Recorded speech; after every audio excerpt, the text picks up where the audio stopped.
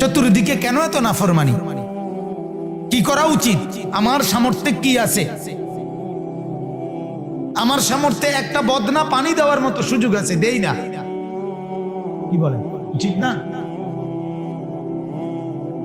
আমি একটা লোটা পানি দেই না আগুনটাতে, আরেকজনে বালতি দিয়ে দেও, আমি বদনা দিয়ে দেই, আমি জগ দিয়েই দেই না। অর্থাৎ আমি আমার সাধ্যের ভেতরে কিছু বলি না, আমি একটু ফিকির করি না, আমি কারো কাছে বলি না কমপক্ষে, ভাই আপনারা তো আল্লাহ ক্ষমতা দিছে, আপনি তো ইচ্ছা করলে এই ছেলেগুলোরে বললে ছেলেগুলো পরিবর্তন হবে। এমন হইতে পারে না? ভাই আমি তো সাধারণ মানুষ, আপনি তো একজন মেম্বার, আপনি তো একজন চেয়ারম্যান, আপনি তো একজন সর্দার, হ্যাঁ আপনি একজন প্রভাবশালী, আপনি কদ্দুর কইলে তো হয় ভাই। এই কথাটা কি বলা যায় না? এই ফিকিরটা কি করা যায় না? আপনাদেরকে একটা ঘটনা শুনাই, রাসূলুল্লাহ সাল্লাল্লাহু আলাইহি সাল্লামের জীবনের ঘটনা। নবীজি সাল্লাল্লাহু আলাইহি সাল্লাম যখন মক্কা থেকে মক্কায় ইসলামের দাওয়াত দিচ্ছিলেন, তখন দাওয়াতের ৭ম বছর, মানে ইসলামের দাওয়াত তো শুরু করছে ৪০ বছর বয়সে নাকি? ৭ম বছর, তাহলে মানে ৪৭। ৭ম বছর মক্কার কুরাইশরা, কাফেররা সিদ্ধান্ত নিয়ে আল্লাহর নবী সাল্লাল্লাহু আলাইহি সাল্লাম এবং তার অনুসারী যারা ওনার সাথে, তাদেরকে বয়কট করছে, সামাজিকভাবে বয়কট করে একঘরে করে দিছে এবং কাবা ঘরের বারান্দায় কাগজ লিখে ঝুলায় দিছে যে আজকের থেকে মুহাম্মদ এবং তার অনুসারীদের সাথে কুরাইশদের পরবর্তী নির্দেশ না দেওয়া পর্যন্ত কোন রকমের আচার অনুষ্ঠান, লেনদেন, বিবাহ শাদী, বেচা কিনা সবকিছু নিষিদ্ধ। নাউজুবিল্লাহ। আল্লাহর নবী সাল্লাল্লাহু আলাইহি সাল্লাম ওনার অনুসারীদেরকে নিয়ে, অনুসারীরা দুই রকম, যারা মুসলমান হয়েছে তারা তো আছেই, কিছু লোক কাফের কিন্তু নবীকে, ওনার গোত্রীয় লোক, এরাও আল্লাহর নবী সাল্লাল্লাহু আলাইহি সাল্লামের সাথে একত্রে একটা দুর্গ, শিআবে আবি তালেব বলে, এই দুর্গের মধ্যে আশ্রয় নিছে। এরপরে ৩ বছর এক টানা, ৮ম, ৯ম, ১০ম বছর, এই ৩টা বছর আল্লাহর নবী সাল্লাল্লাহু আলাইহি সাল্লাম ওনাদেরকে সাথে নিয়ে এই বন্দি জীবন, একাকী ওনাদেরকে সাথে নিয়ে কাটাইছেন। আমরা স্পষ্ট কিতাবে পড়ছি, তারিখের কিতাবে, ইতিহাসের উর্দু কিতাবে, সিরাতে মুস্তাফা, হযরত মাওলানা শেখুত তাফসীর ইদ্রিস কান্দলভি রহমাতুল্লাহ আলাইহি দারুল উলুম দেওবন্দ মাদ্রাসার শীর্ষস্থানীয় আলেম ছিলেন। ওনার কিতাবে আছে, সাহাবীরা বলছেন আমরা এই 3টা বছরে ক্ষুধার কষ্টে গাছের পাতাও চাবাইয়া খাইছি, উটের চামড়া আগুনে পুরাইয়া ছাতু বানাইয়া, পাউডার বানাইয়া, এরপরে পানি দিয়া ভিজাইয়া খাইছি। দুধের বাচ্চা দিনকে দিন, মাসকে মাস মায়ের বুকের দুধ না পাইয়া শুধু কাঁদছে আর কাঁদছে দিন রাত। এইভাবে 3টা বছর কষ্ট করছে আল্লাহ রসুল এবং সাহাবীরা। আমার বলার উদ্দেশ্য হলো এটা, তখন মক্কার কুরাইশদের মধ্য থেকে একজন ব্যক্তি, এই প্রথম এই একজন লোক, তিনি উদ্যোগ নিছে যে না, আসলে এই চুক্তিটা মুহাম্মদ এবং তার অনুসারীদের উপরে জুলুম, যদিও সে ঈমান আনে নাই, সে ভাবছে যে না, এটা মানবতা, এটা বলে না, এটা মানুষের বিবেক তো আছে, হিউম্যানিটি, মনুষ্যত্ব আছে, মানবতা তো আছে। তো সে বলতেছে আমার বিবেক বলে, মানবতা বলে এটা কি হইতে পারে না, সঠিক কাজ হইতে পারে, কাজে এইটার বিরুদ্ধে প্রতিবাদ করা দরকার। তখন সে, এই সর্দার আপনার আরেকজন এই সে চিন্তা করছে আমি একলা বললে তো হইতো না, তখন সে আরেকজন রে বলছে, উনিও সর্দার, উনি বলছে হ ভাই এটা আমারও মনের কথা, কিন্তু আমিও লোকের অভাবে বলতে পারতেছি না। তাইলে আমরা দুইজন হইলাম, এই দুইজনে আরেকজন ঠিক করছে, তিনজন হইল, এই তিনজনে আরেকজন ঠিক করছে, চারজন হইল, এই চারজনে আরেকজন ঠিক করছে, পাঁচজন, এই পাঁচজন আপনার সিদ্ধান্ত নিছে পরে, অথচ ওনারা পাঁচজনই কাফের, কিন্তু ওনারার কাছে মনে হয়েছে যে এটা মানবতা না। আজকে 3টা বছর মোহাম্মদ তার অনুসারী লোকগুলো নিয়ে দুঃখে দুঃখে মরতেছে, এটা ইনসাফ হইতে পারে না, মনুষ্যত্ব হইতে পারে না। পরের দিন আপনার যখন মক্কার কুরাইশরা এরকম মিটিং এ বসছে, কথাবার্তা দারুন না দোয়াতে, ভাইয়া এদিক সেদিক তাকায়েন না, এদিকে তাকান, ডানে বামে তাকায়েন না, অনুরোধ করলাম, অল্প একটু সময় বয়ান করা, এদিক সেদিক অমনোযোগী হইলে এরপরে দেখবেন টাইম শেষ, আপনারা বাইল হইতে।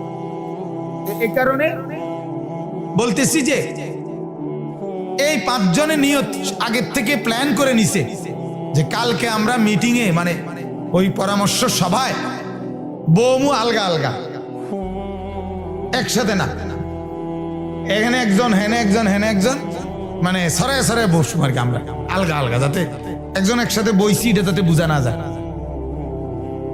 তো পাঁচজন বসছে পাঁচখান দিয়া, আবুল বাখতারি, আবুল আসওয়াদ, এরকম আরো কি কি নাম জানো। তো প্রথম একজন কথা উঠাইছে পরের দিন আর কি মিটিং এ, যে দেখুন সবার কাছে আমার একটা প্রস্তাব, এটা আমার একটা মনের কথা, আমার ব্যক্তিগত অভিমত, মুহাম্মদের সাথে এবং তার অনুসারীদের সাথে এই আচরণটা ঠিক হইতেছে না, এটা একটা অন্যায় আচরণ হচ্ছে, এটা আসলে উচিত হচ্ছে না।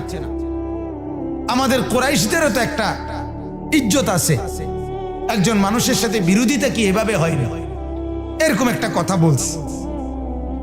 সাথে সাথে ওই আরেকজন আরেক কোনা দিয়া উনি দাঁড়াইয়া বলছে, তুমি কথাটা কইয়া লাইলা, কথাটা তো আমারও মনে আইছিল, আমিও কইলাম, হইলে এরকম একটা কথা আমিও আজকে কয়টা দিন ধরে কমু কমু কইয়া ভাবছিলাম, যে তুমি কওনে, আমারও মনে আইছে যে না আমিও কন দরকার কথাটা।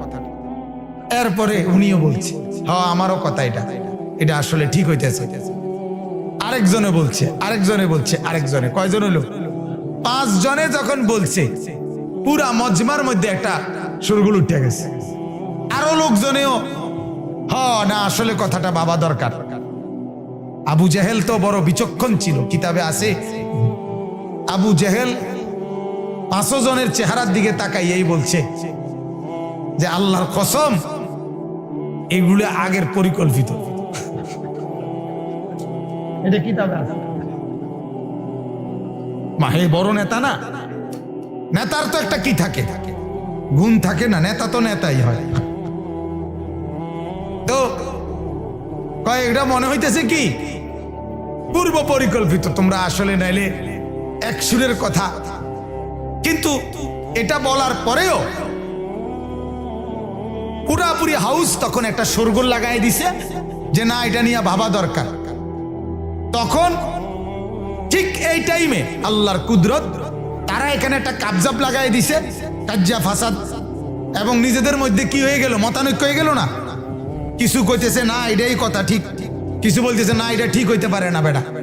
এই নিয়ে তর্কাতর্কির মধ্যেই আল্লাহর নবী সাল্লাল্লাহু আলাইহি সাল্লাম ওনার চাচা আবু তালেবকে নবীজি বলছে, চাচা আল্লাহ তাআলা আমাকে এই মাত্র জানাইছে যে ওরা যেই কাগজটা ওইখানে লেখা রাখছিল কাবা ঘরের বারান্দায়, ওইটার মধ্যে শুধু আল্লাহ, এই আল্লাহর নাম লিখছে শুরুতে বিসমিল্লাহ, বিসমিকা আল্লাহুম্মা যে লিখছে, আল্লাহর নামটা ছাড়া ওই কাগজে যতগুলো লেখা চুক্তির শর্ত, এগুলো একটা অক্ষরও বাকি নাই, সব ফোকে খাইয়া ফেলছে।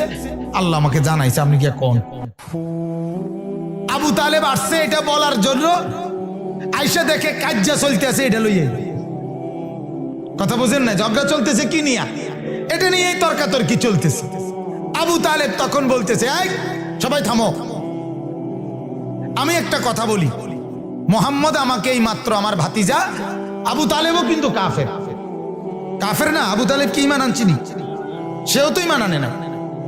বলতেছে আমার একটা কথা, আমার ভাতিজা এই মাত্র বলল যে ওই চুক্তির যে কাগজটা আমরা টাঙ্গাইছি ওইটা নাকি পোকে খাইয়ে ফেলছে, তো এক কাজ করো, এই তর্কাতর্কি না করে এই কথাটার উপর একটা সিদ্ধান্ত করো, যদি মোহাম্মদের কথা এটা ঠিক হয় তাহলে চুক্তি বাতিল, আর যদি ভুল হয় তার কথাটা যে না পোকে খায় নাই যদি গিয়ে দেখি আমরা, তাইলে এই সিদ্ধান্ত বলবৎ থাকবে। কথা বুঝছেন? সবাই কইছে হ্যাঁ ঠিক আছে চলো। আয়েশা দেখে ঠিকই আল্লাহ রাসূল সাল্লাল্লাহু আলাইহি সাল্লাম যা বলছেন তাই। ফলে 3 বছরের বন্দি জীবন থেকে আল্লাহ নবী সাল্লাল্লাহু আলাইহি সাল্লাম মুক্তি পেয়ে গেলেন।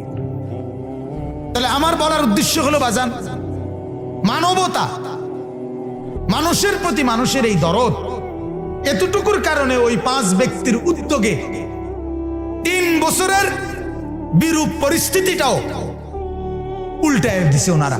তাহলে মানুষের মধ্যে মানুষ যদি একটু কথা বলে, একজন আরেকজনের সাথে এতটুকু যদি আলাপ করে যে সমাজটাতে হচ্ছে কি, এই ছেলেগুলো নামাজ পড়ে না কেন, ফজরের নামাজে আমাদের মসজিদে মুসল্লি নাই কেন, আমাদের মহল্লায় আমার এলাকার ছেলেগুলো মুসলমান পরিচয় দেওয়ার পরেও এরা 1 ওয়াক্ত নামাজ মসজিদে আসে না কেন, এটা নিয়ে কি কোনো কথা হইতে পারে না?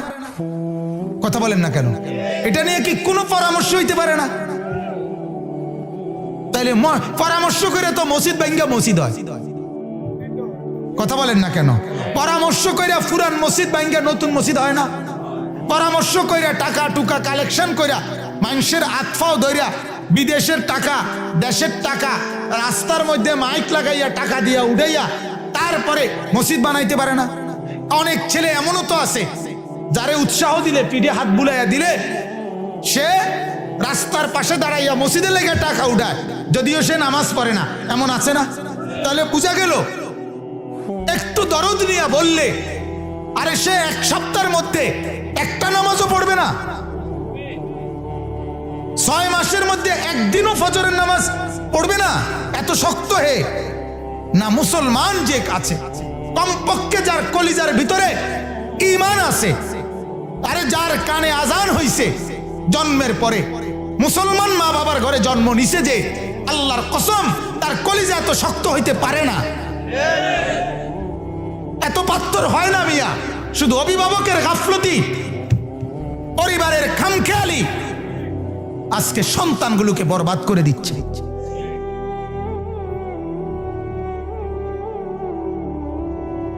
এটা হলো মেন সমস্যা। আমি এজন্য আমার একটা শক্ত কথা, এটা পরিষ্কার কথা, আজকে মা বাবা এরাও চূড়ান্ত পর্যায়ের স্বার্থপর, এগুলো স্বার্থপর। এগুলোর কথা হইল শুধু ভাত তরকারির বুঝ হইতে হইব। আমার চাকরি করবি, নয় দোকানদারি করবি, নয় ব্যবসা করবি, নয় বিদেশ যাবি, নয় টাকা কামাইবি, টাকা দরকার, যেমনে করস করস। মা বাপের বুঝ হইল এটা, আমার টেয়ার বুঝ হইলে হইছে, টাকার বুঝ হইলে হইছে, টাকা দরকার আমার। তোর চরিত্র থাকুক বা না থাকুক, তোর আখিরাত থাকুক বা না থাকুক, আমার টাকা দরকার। কিন্তু আল্লাহর কসম আমি স্পষ্ট বলি, আমার স্পষ্ট মনে আছে আমার বাবা বলছে যে ফুত আমার টাকা দরকার নাই, আমার পড়া দরকার। আমার মা বলছে আমার টাকা দরকার নাই, আমার পড়া দরকার। মায়ের চোখের পানি, বাবার কঠোর শাসন, দুইটা মিলছে, আল্লাহ তাআলা 5 ভাই, আমরা 5 ভাই আলেমে দ্বীন হইছে আলহামদুলিল্লাহ। দুটোটাই ছিল, মার চোখের পানি, বাবার কঠোর শাসন। আমি জীবনে একবার, শুধু আমার পড়ালেখার হায়াতে একবার, আমি একবার বলছিলাম আব্বারে, শুধু আব্বা আমি এই মাদ্রাসায় পড়তাম না, একটা মাদ্রাসার ব্যাপারে, মানে মাদ্রাসার তো ফরুম কিন্তু এটা পড়তাম না। কথাটা বুঝছেন না? আমার আব্বা স্পষ্ট আমার মনে আছে, আমার আব্বা বলছে পরের বেলা ভাত আমার ঘরে আর খাইও না, পরের লোকমা ভাত আমার ঘরে খাইও না, আমার ঘরের ভাত একদম নিষেধ করে দিলাম, বাইরো এখনই বাইরো, যেখানে গিয়া ভাত মিলে হেনে খাও, তোমার কামাই করে তুমি যেটা মনে করে রাখো, বাইরো। পরে সুন্দর করে মাদ্রাসা গেছি। কথা বুঝছেন? বাবার কঠোর শাসন ছিল, পরের লোকমা ভাত নিষেধ করে দিয়েছে যে ভাত খাইও না ঘরে আমার। আর আজকে 8 বছরের বাচ্চাটা, 10 বছরের বাচ্চা, 10 বছরের একটা বাচ্চার উপরও কি মুসলমানের কোনো কন্ট্রোল নাই? ক্লাস 8-এ পড়ুন একটা ছেলের উপরে মা বাবার কোনো নিয়ন্ত্রণ নাই। কথা বলেন না কেন? তাহলে ওই ছেলেটাকে একটাবার বলে না কেন যে তুই নামাজ পড়বি কোন দিন? বলেন মিয়া, কেন এত ডাকাত হয়ে গেলাম, কেন এত পাষাণ হয়ে গেলাম? হায় হায় হায় হায়, আহারে মুসলমান, এতগুলো ছেলে এই দোকানগুলোর মধ্যে যে আড্ডা দিচ্ছে, এগুলো মাগরিবের নামাজ পড়ছে? আমি তো মাগরিবের, আমার বয়ান এখানে মাগরিবের নামাজের পরে আবু বকর ভাইয়ের সাথে আমি কথা বলছি, মাওলানা আবু বকরের সাথে। এরপরে আমি জামাত ওই যে আব্দুল মজিদ কলেজের গেটের সাথে একটা ছোট্ট মসজিদ আছে, টিনের ঘরের একটা মসজিদ, ওইখানে জামাত পড়ে আবার টান দিয়ে আইসা তো এনে বয়ানে ঢুকছি। তাহলে আমার ওয়াজ এটা যেমন দরকার, আমার নামাজ তার চেয়ে কোটি গুণ বেশি দরকার। এদের নামাজ কোথায়? এরা কোন দিন নামাজ পড়বে বাজান? এদেরকে কে ফিরাবে? আপনারা বলেন। আমারা যদি বলেন আমি আপনাদের কাছে গিয়ে কান্দি, আপনাদের বুকে ধরে কাঁদি। আপনারা বলেন। আশ্চর্য, আমার অবাক লাগছে যে মানে বলা কি কইল। আহারে, হায় হায় হায় হায়, এত পচে গেলাম। অথচ মানুষের যেই কোনো মানুষ এটা বুঝে, গাছের গোড়া শক্ত অংশ এত সকালে তো ভাঙ্গে যায় না। তাহলে একটা 18-20 বছরের যুবক এত সকাল তো নষ্ট হয়ে যাওয়ার কথা না। এখন তো তাগড়া সময়, এই সময়টাও তার এক ওয়াক্ত নামাজ পড়তে মন চায় না। এ ভবিষ্যতে করবেটা কি? যে ছেলেগুলো আজকে বড় হইতেছে এক ওয়াক্ত নামাজ না পড়ে, এদের সন্তান মসজিদকেও তো স্বীকার করবে না। কথা বলেন না কেন?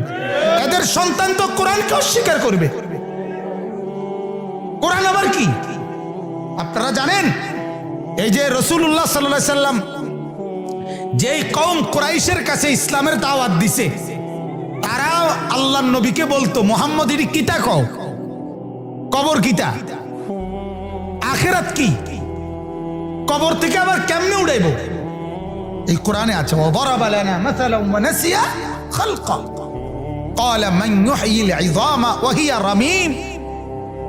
মক্কার কুরাইশের এক কাফের বলতে নবীকে, মুহাম্মদ যেই হাড্ডি গুঁড়া হইয়া পাউডার পাউডার হয়ে গেছে, মাটির সাথে মিশে গেছে, এটারে তোমার খোদায় কেমনে উড়াইবো? তার মানে এরা আখিরাত চিনতেছে না। কথাটা আমার বুঝছেন? এরা পরকাল চিনতেছে না, এরা কবর বুঝতেছে না। অথচ এই কথাটা যারা বলতেছে, আমার কথাটা বুঝছেন তো? একজন হইলে একজনই বুঝেন।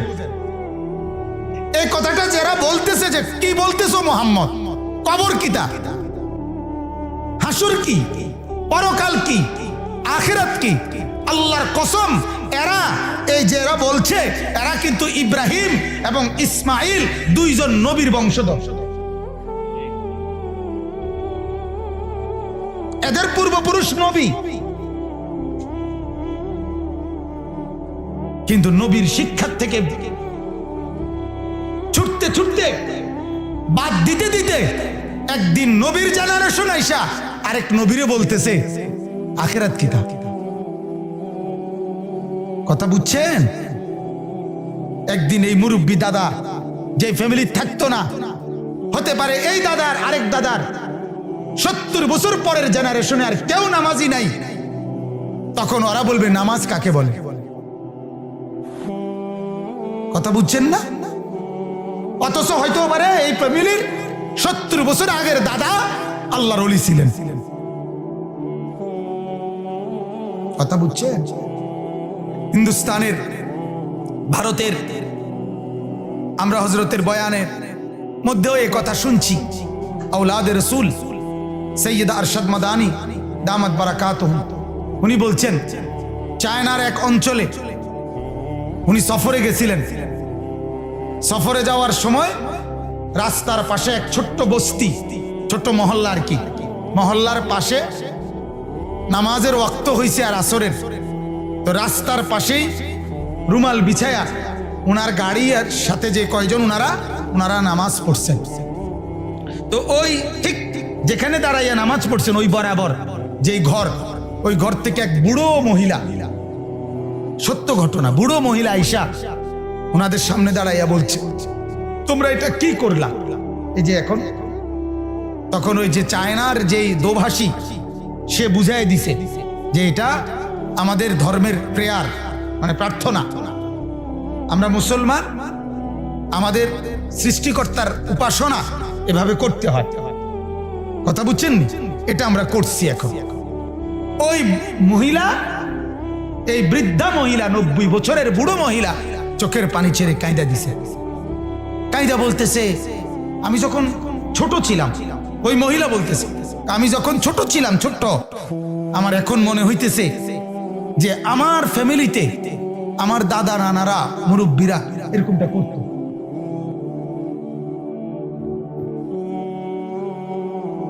এরকমটা করত। আচ্ছা, তোমাদের এটা দেখে আমার ওই স্মৃতি মনে হয়েছে। কথা বুঝছে? অর্থাৎ আজ থেকে 70 বছর আগের পূর্বপুরুষ মুসলমান ছিল, 70 বছর পরে ঈমান ইসলাম হারাইয়া নিজেদের পরিচয় আর জানে না। আমার অনুরোধ বাজান, আমার অনুরোধ, আপনারা আপনাদের ফ্যামিলি এভাবে ছেড়ে যায়েন না। ওরা ইসলাম ভুলে যাবে, ওরা একদিন চিনবে না কোরআন কাকে বলে, একদিন ভুলেই যাবে, চিনবে না। একদিন তারা কোরআন চিনবেই না। মসজিদ, মাদ্রাসা যে পরিমাণ চেষ্টা মেহনত করতেছে, কিন্তু সব কিছুতেই সীমিত। যতগুলো সারা বাংলাদেশে যতগুলো কওমি মাদ্রাসা আছে, শুধুমাত্র ঢাকা ইউনিভার্সিটির জায়গা জমি, ঢাকা ইউনিভার্সিটির স্থাপনা এর চাইতে বেশি। কথা বুঝেন নাই আপনি? সুযোগ সুবিধা এর চাইতে কি অনেক বেশি, অনেক বেশি। অনেক সীমাবদ্ধতার ভিতরে অনেক কষ্ট করে খাইয়া না খাইয়া মাসের পর মাস আলুর ভর্তা, ডাল, সামান্যটুকু খাবার খাদ্য খেয়ে দিবানিশি মালিকের কোরআন নিয়ে পড়ে আছে, আল্লাহর দ্বীন নিয়ে পড়ে আছে। এটুকু সুযোগও যদি একদিন বন্ধ হয়ে যায়, এর পরের জেনারেশন আর ইসলাম চিনবে না। এর পরবর্তী প্রজন্ম আর ইসলাম কাকে বলে এটাই বুঝবে না, বুঝবে। এখনো তো হাজার হাজার স্কুল কলেজ পড়ুয়া, লক্ষ লক্ষ ছেলে মুসলমান যারা একটা লাইন কোরআন শরীফ শুদ্ধ পড়তে পারে না, এমন লক্ষ লক্ষ ছেলে আছে না? তাহলে এদের জীবন থেকে তো হারিয়ে গেল কোরআন। এরা তো আর জীবনে কোনোদিন আল্লাহর কোরআন শুদ্ধ পড়তে পারলো না, আর না পড়ার কোনো আফসোসও শিখলো না, না পড়ার কোনো বেদনাও নাই, না পারার কোনো অনুশোচনাও নাই, না পারার কারণে কোনো বিব্রত লজ্জিত এটাও তো নাই। এটা তো কোনো পরোয়াও করে না। তাহলে মানসিকতা এখানে এসে দাঁড়াইছে। এরপরের ওয়ালারা এরপরে ওরা তো স্বীকৃতি দিবে না। কোরআন কি জিনিস, কোরআন কি জিনিস, কথা বুঝছেন না? কথা বুঝছেন? ইত্তাখাযান নাসু রুউসান জুহালান, আল্লাহর নবী বলছে আখিরি জামানায় মানুষ মূর্খ নাদান, ওদেরকে নিজেদের নেতা বানাবে। নাউজুবিল্লাহ। আল্লাহ আমাদেরকে মাফ করে দেন। এজন্য আমার বাপ, আসলে আমি আমার মনের ব্যথার থেকে এই কথাগুলো বললাম, কাউরে কষ্ট দেওয়া না, শুধু এই একটি মাহফিল নিয়ে কোনো মাথা ব্যথা না। কিন্তু আমি আপনাদের কাছে অনুরোধ করছি, আপনারা যারা বসছেন, ছেলেরা যারা তোমরা মাশাআল্লাহ এখন আইসা বসছো, তোমাদের কাছে অনুরোধ বাজান, ওয়াজ মাহফিলের দিন আল্লাহর কোরআন যেখানে হয় সেদিন তুমি এই দোকানপাটে হাঁটতো না, সেদিনের এই বুট, সেদিনের বাদাম প্রয়োজনে না খাও, ওই দিনের চটপটি না খাও। কারণ আল্লাহর কোরআন একটা দিন, একটা ঘন্টা পুরা বন্ধু বান্ধব দুনিয়াবি ব্যস্ততার থেকে আলাদা হয়ে আল্লাহর কোরআনের কথা একটু শোনো, তাহলে ফায়দা হয়, কলিজায় নূর আসবে। আপনাদের কাছে অনুরোধ, আপনারা একটু ফিকির করবেন, যে যেখানে মাহফিল করার, আমার কথা হলো কেউ রাগ হোক, দোকানদাররা রাগ হোক, এতে আমার কিছু করার নেই, আমার কোনো কিছু করার নেই। কিন্তু তারা জবাব দিক, একজন বুট দোকানদার জবাব দিক, তার নামাজের টাইম হবে কোন দিন, কথা বলেন না? সে বলুক তাহলে। একজন চটপটি দোকানদার বলুক যে বাবা তোমার নামাজের ওয়াক্ত হবে কোন দিন। তুমি কি মরবা না? কথা বলেন না? তোমার কি আখিরাত তাই? তো তোমারে ফিরাবে কে? তোমার কি কোনো কথা শোনা দরকার নেই? আল্লাহ আমাদেরকে বুঝার তৌফিক দান করেন।